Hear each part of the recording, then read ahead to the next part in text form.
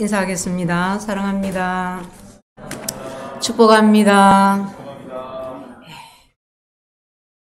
교회에서 또 가정에서 각자찬 형편 가운데서 우리가 이같이 하나님을 예배합니다. 주께서 우리의 처소에 또 우리 가운데 임재하셔서 또 이 시간 또 말씀이 들려지고 깨달아 열매 맺는 삶을 살게 하시기를 기원드립니다. 요즘 들어 어린 학생들에 관련한 사건, 사고가 많은 것 같습니다. 어린 학생들이 피해자인 것도 또 가해자인 것도 너무나 안타깝고 또 염려가 큽니다. 채 피지도 못한 아이들의 희생당함이 너무나 아프고 안타깝고 또 나이가 어려서 아직 아무것도 몰라서 저지른 일이라고 하기에는 가해자들의 그 범행과 그 수법과 그 결과가 너무도 참혹합니다. 우리의 자녀들을, 다음 세대들을, 교회와 국가의 또 장래와 미래를 생각하지 않을 수가 없습니다. 본문에 참으로 안타까운 일이 나옵니다. 하나님께 너무나도 큰 축복과 정말 엄청난 능력을 받았음에도 불구하고 인생을 실패로 끝낸 사람, 삼손의 이야기입니다. 실패하는 인생이 안타깝지 않은 인생이 어디 있겠냐마는 삼손의 실패가 더욱 안타깝고 가슴이 아픈 것은 그가 가진 자원이 너무도 대단했기 때문입니다. 삼손은 경건한 부모를 도왔습니다. 그의 출생에 하나님이 직접적으로 개입을 하셨습니다. 나시린의 서약을 통해서 그는 일생을 하나님께 쓰임받을 수 있었고 신약도 아니고 구약 시대에 성령의 임재라는 성령의 충만함을 입는 그런 축복을 받았습니다. 그는 또한 육체의 그 무한한 힘을 받기도 했습니다. 사자를 염소 새끼 찢듯이 찢어버릴 정도라 그랬어요. 염소 새끼도 찢는 게 안 쉽습니다. 근데 사자를 그랬다. 힘이 그렇게 셌다 이 말이에요.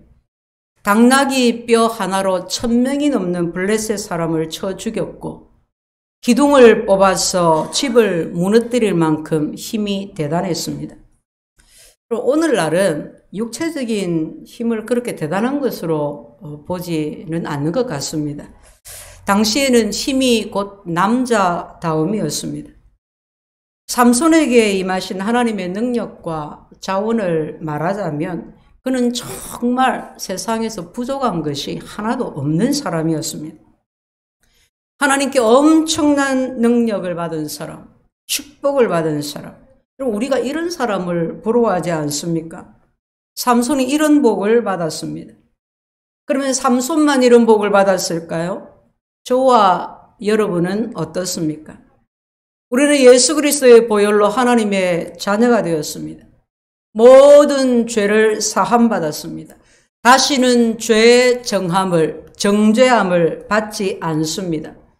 과거에 지은 죄뿐 아니라 앞으로 어떤 죄를 짓는다 할지라도 그리스도 안에 있는 자는 결코 정죄함이 없다고 성경이 약속하고 있습니다. 예수님을 죽은 자 가운데서 살리신 하나님의 영이, 성령이 우리 안에 들어와 계십니다. 우리가 영생을 얻은 것입니다. 베드로 사도는 베드로전서 2장 9절에서 이와 같이 선포합니다. 우리는 택하신 족속이요 왕같은 제사장이요 거룩한 나라요 그의 소유가 된 백성이니. 할렐루야. 성도 여러분, 우리가 받은 복이 어찌 삼손보다 못하겠습니까? 삼손은 때때로 성령의 충만함을 입는, 때때로 성령을 경험하는 은혜를 받았지만 우리는 우리 안에 성령이 늘 함께 계십니다. 영원히 함께 계십니다. 삼손은 육체적인 힘을 받았지만 우리는 하나님으로부터 모든 것을 받았습니다. 그의 신기한 능력으로 생명과 경건에 속한 모든 것을 우리에게 주셨으니. 아멘이십니까? 아멘. 하나님은 우리에게서 예수 그리스도를 보십니다. 우리 안에 있는 예수를, 우리가 예수님을 구주로 믿는다는 것, 그 하나 때문에 하나님은 이와 같이 우리에게 모든 것을 주신 것입니다.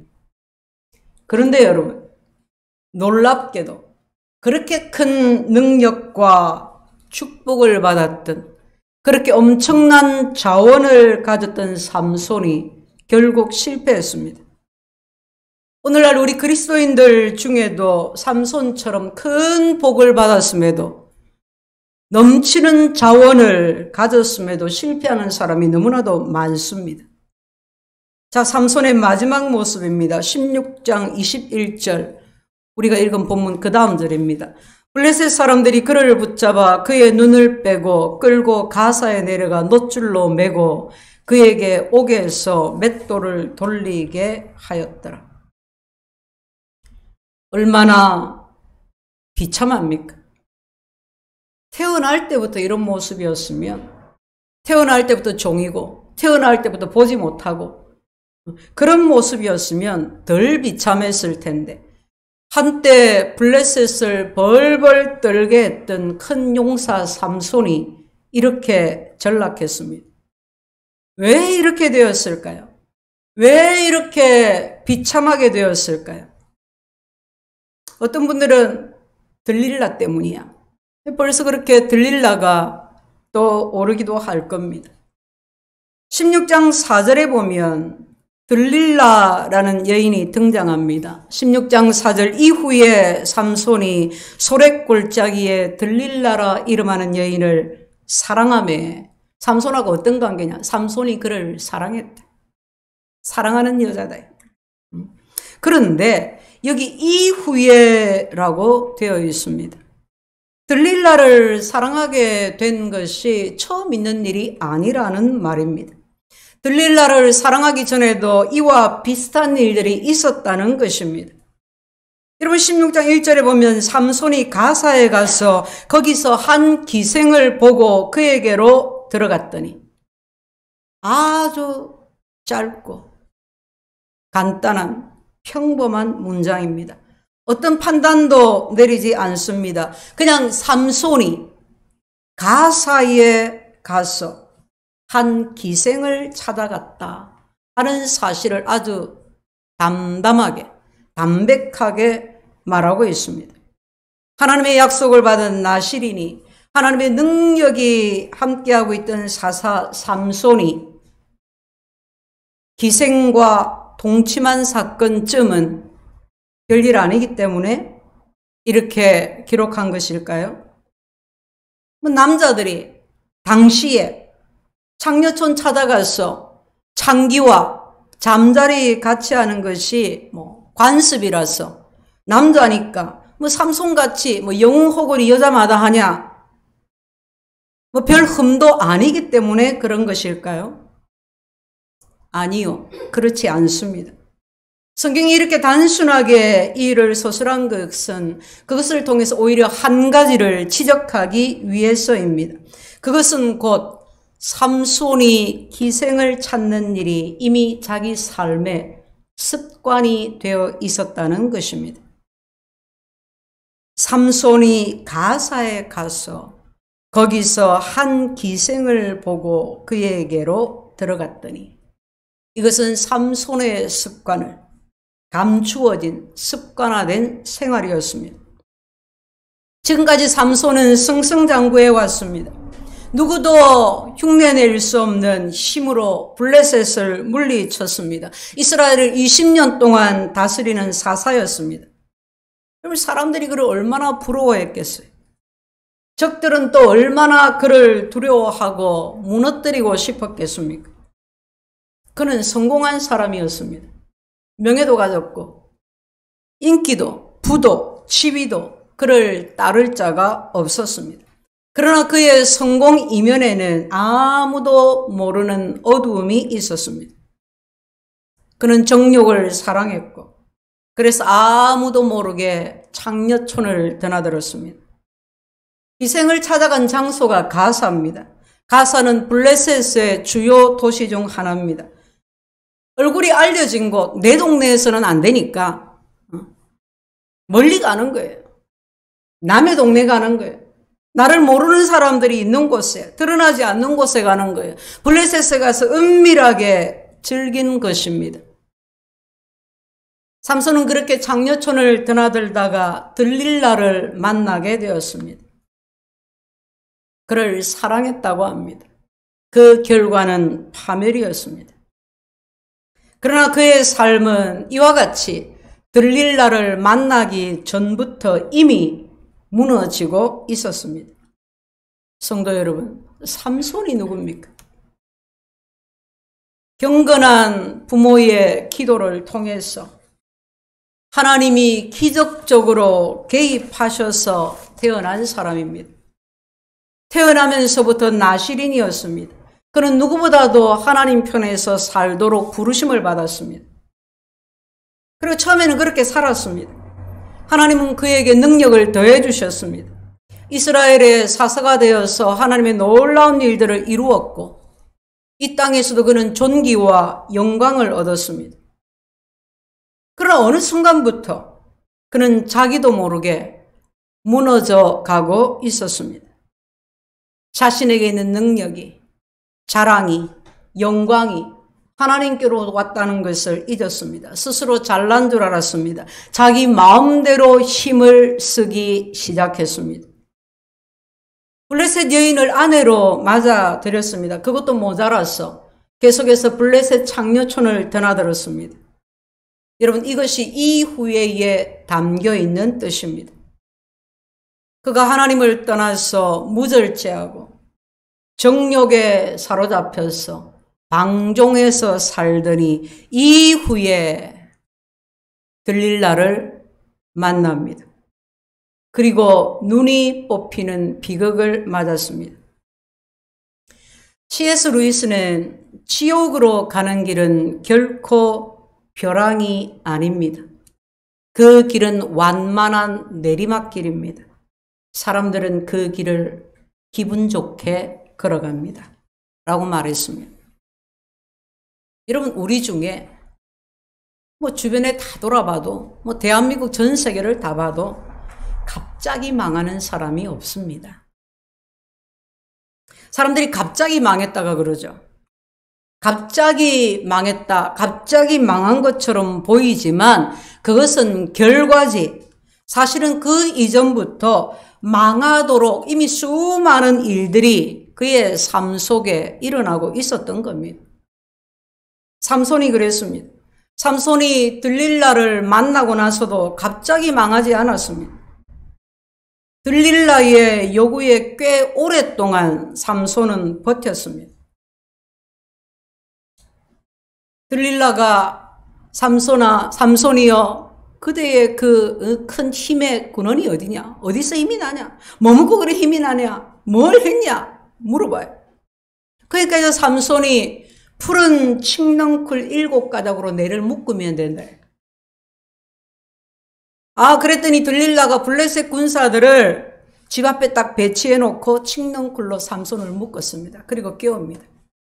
그랬더니 잠에서 딱 일어나자마자 실을 끊듯이 파바박 칡넝쿨 다 끊어버리고 집 앞에 있는 블레셋 군사들을 공격합니다.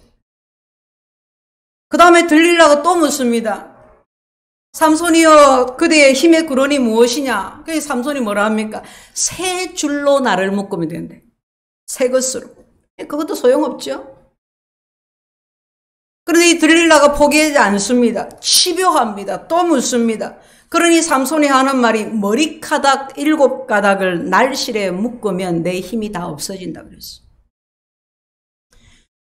그래도 삼손이 비밀을 지키려고 노력한 것 같지 않습니까? 그렇지만 그것이 얼마나 가겠습니까? 여러분, 죄와 경건, 이 두 가지는 같이 갈 수 없습니다. 타협이 되는 것이 아닙니다. 죄와 더불어 드리는 예배, 반복되는 죄를 숨기고 드리는 기도. 그 예배가, 그 기도가 무슨 소용이 있습니까? 3번을 다 들릴라가 실패를 했어요. 삼손이 거짓말을 했습니다. 그러니까 이제 들릴라가 눈물로 삼손에게 애원합니다. 당신이 3번이나 나를 가지고 장난을 치나? 이러면서 나를 희롱했다 그 말이잖아요. 내한테 장난을 친 게가 아니라 내를 사랑한다면서 나에게 일할 수 있냐? 남녀관계 이 말이 꼭 나오죠. 내를 사랑한다면서 어떻게 그럴 수 있냐? 나에게 마음이 없으니까 그런 거 아니냐? 날마다 쫄라댑니다. 16장 16절에 보면 삼손의 마음이 번뇌해서 죽을 지경이라 그랬어요. 여자가, 내 사랑하는 여자가 날마다 내 옆에서 들러붙어가지고 졸르는 거예요. 쪼아붙이는 거예요. 그냥 졸라도 힘든데 막 울면서 조릅니다. 당신이 내를 사랑한다면 이럴 수가 없다. 내 마음이 딴 데로 떠났다. 누구냐? 이러면서 이제 난리가 난 게 죽을 맛이다.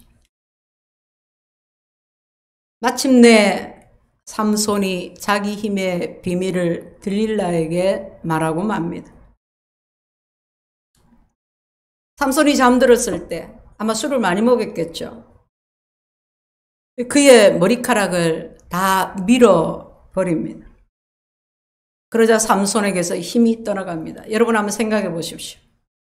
삼손의 힘이 그 머리카락에서 나왔을까요? 그렇지 않습니다. 머리카락은 하나의 상징입니다.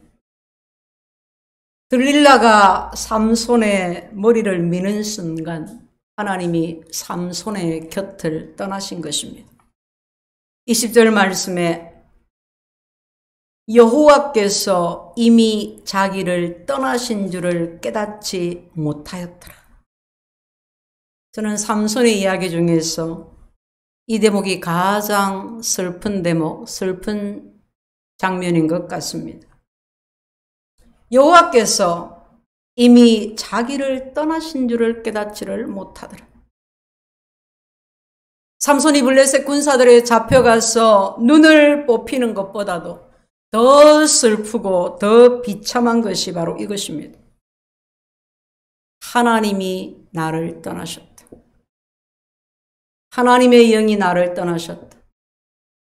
하나님이 더 이상 나에게 간섭하지 않으신다. 모든 힘의 근원이 하나님이신데 삼손은 자기에게 힘이 있는 줄 착각했습니다. 그 힘을 자기 마음대로 쓰기 시작했습니다. 은밀하게 숨은 죄에서, 죄의 낙에서 떠나지를 못했습니다. 방종했고 방탕을 즐겼습니다. 누가 삼손을 제어하겠어요? 하나님이 그의 방탕과 경건치 못함을 보다가 떠나버리셨는데 삼손이 그것조차 깨닫지 못하더라. 얼마나 비참합니까? 아니 얼마나 처참합니까? 성도 여러분, 우리는 그저 삼손과 들릴라 이야기를 들으면서 야, 삼손이 이랬더라 하고 지나치면 안 됩니다. 삼손의 모습은 바로 우리의 모습일 수 있기 때문입니다. 우리는 삼손보다 더한 능력을, 더한 자원을 받은 그리스도인입니다. 우리는 그리스도 예수 안에서 모든 신령한 복과 능력을 받았습니다. 성령이 가끔 오셔서 한번 막 철야기도 하고 금식하고 그럴 때 한번 잠깐 오셔가지고 감동을 주시고 떠나가시는 것이 아니라 성령이 우리 안에 들어오셔서 영원토록 너를 성전 삼아서 너와 함께 하리라 약속하시고 그 약속을 따라 들어와 함께 하십니다. 그런데 그런 우리가 그런 복을 받았는데 하나님의 영이 내게 와 계시는데 하나님의 말씀을 따라 사는 존재가 되었는데 세상 그 무엇도 어찌할 수 없는 믿음으로 사는 사람이 되었는데 계속해서 불순종한다면 은밀한 죄에서 떠나지 않는다면 우리도 삼손처럼 실패하는 인생이 될 수 있고 우리도 삼손처럼 비참한 최후를 맞을 수가 있기 때문입니다.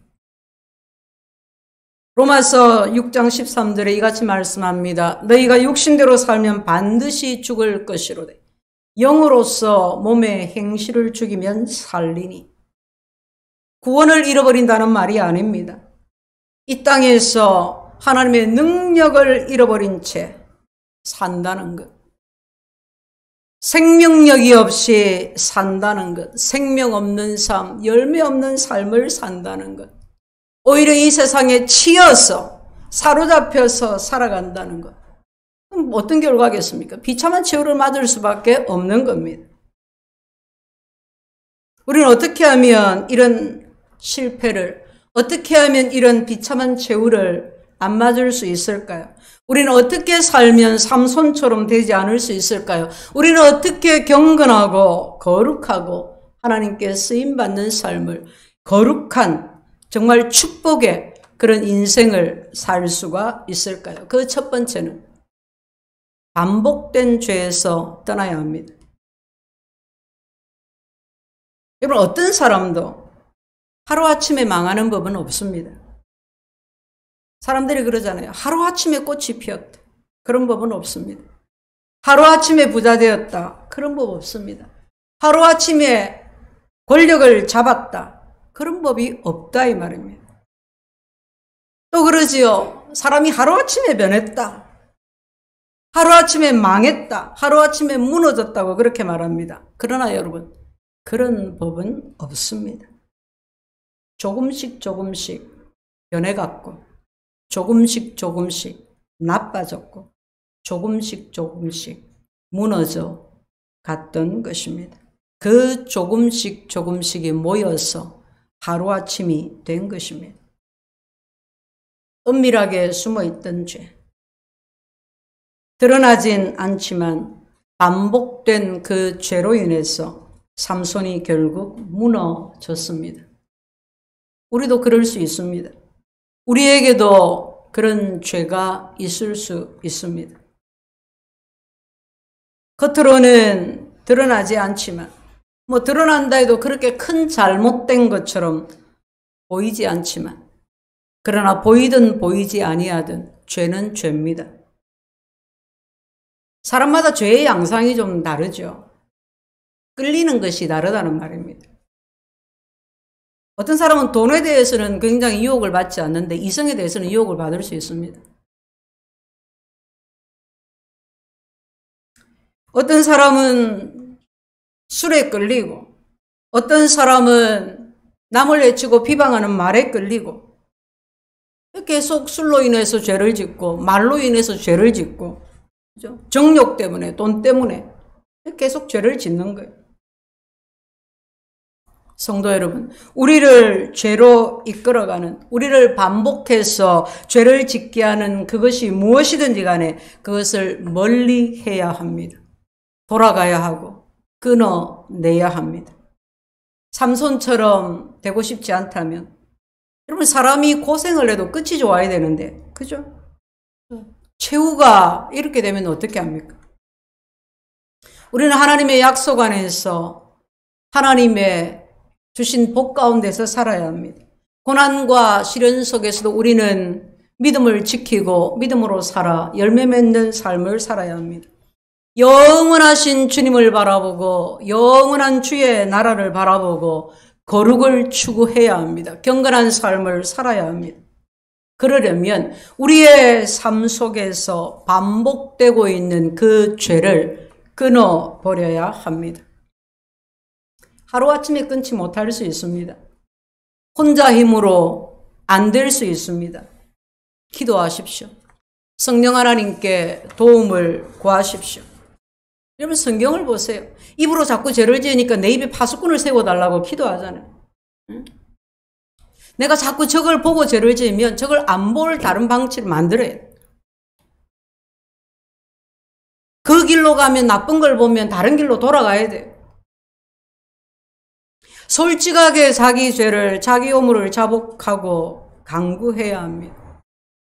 교회 안에 있는 믿음의 사람들, 그들에게 도움을 요청해야 합니다. 삼손처럼 되지 않으려면 우리는 반복되는 죄를 끊어버려야 합니다. 그 죄가 내 목을 조르기 전에, 나에게 아무 낙이 없다는 그때가 가깝기 전에 바로 오늘 그 죄에서 벗어나야 합니다. 두 번째는 친구입니다. 친구 잘 사귀어야 합니다. 영적 친구가 있어야 합니다. 영적 친구와 가까이 해야 합니다.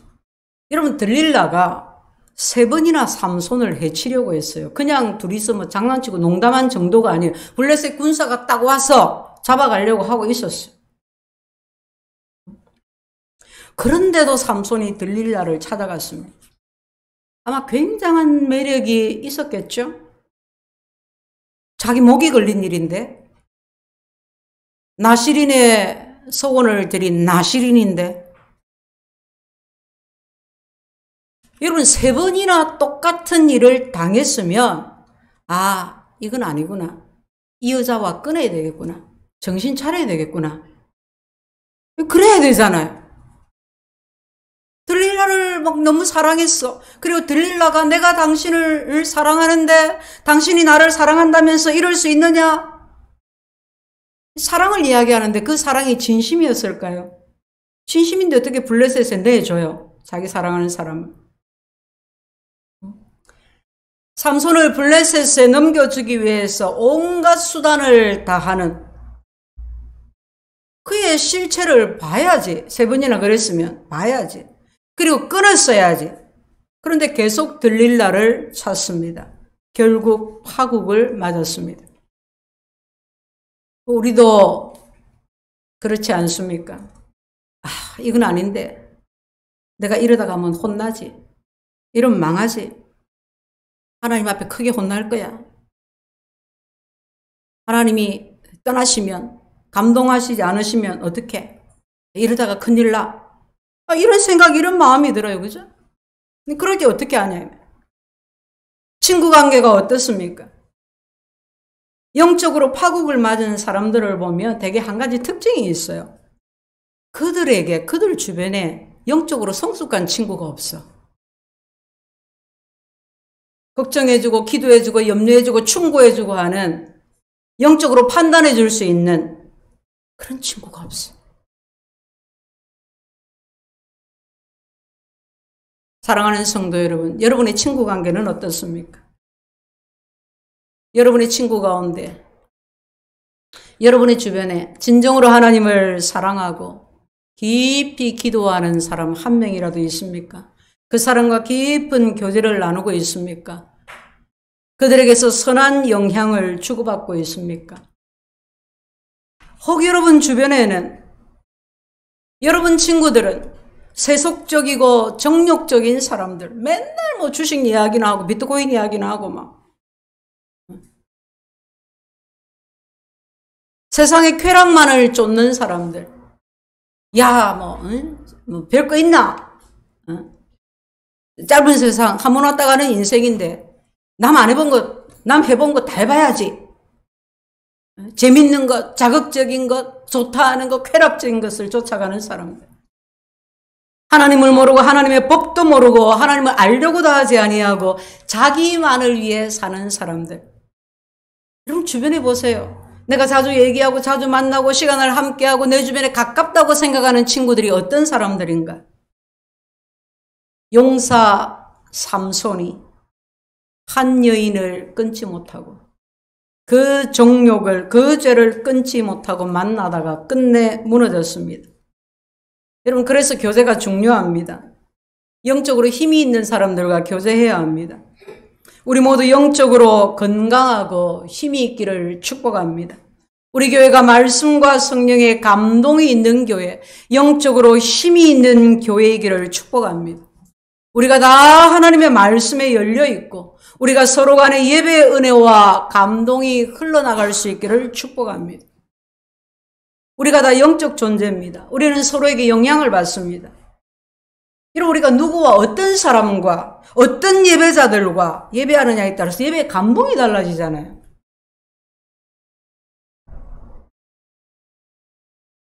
우리는 서로 살기도 하고 서로 죽기도 하는 영향을 받습니다. 정말 인생을 제대로 살기를 원하신다면, 정말 하나님께서 복된 열매 맺는 인생이기를 원하신다면 영적인 친구를 가까이 둬야 합니다. 그 친구와 정기적으로 교제해야 합니다. 말씀을 나누고 기도를 나누는 것입니다. 삶을 나누는 것입니다. 실수와 허물을 나누고 은혜를 나누는 것입니다. 여러분, 셀 모임이 그런 것입니다. 지금 코로나 때문에 모여서 교제하는 것은 어렵지만 전화도 할 수 있고 기도 제목도 나눌 수 있고 마음을 같이 나눌 수 있습니다. 영적인 친구 하나 없이 하나님 앞에서 우리는 잘 살아갈 수 없습니다.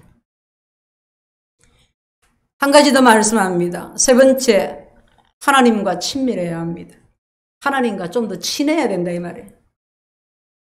여러분, 죄를 안 짓는 것도 중요하지만 매일 하나님과 더욱 깊이, 더욱 돈독한 관계를 갖는 것은 더 중요한 일입니다. 어둠을 물리치려면 빛으로 나아가면 됩니다. 그러면 어둠이 저절로 물러가지요. 어둠을 쫓아낸다고 막 애를 쓰고 용을 쓰고 노력을 하고 그렇게 하지 않아도 됩니다. 그냥 빛 가운데 들어가면 빛 가운데 있으면 됩니다. 그럼 그냥 어둠은 그냥 물러가요. 여러분, 예배부터 다시 점검하십시오. 다시 시작하십시오. 바른 예배자가 되십시오. 성경을 읽고 기도하기를 다시 시작하십시오. 누구에게 보여주기 위해서가 아니라 하나님 앞에서, 먼저는 내 영혼을 위해서. 교우들을 돌아보고 직분과 봉사의 일에 참여하십시오. 가난하고 소외된 이웃에 관심을 기울이십시오. 구제하고 전도하고 선교하는 일에 마음과 뜻을 같이 하십시오.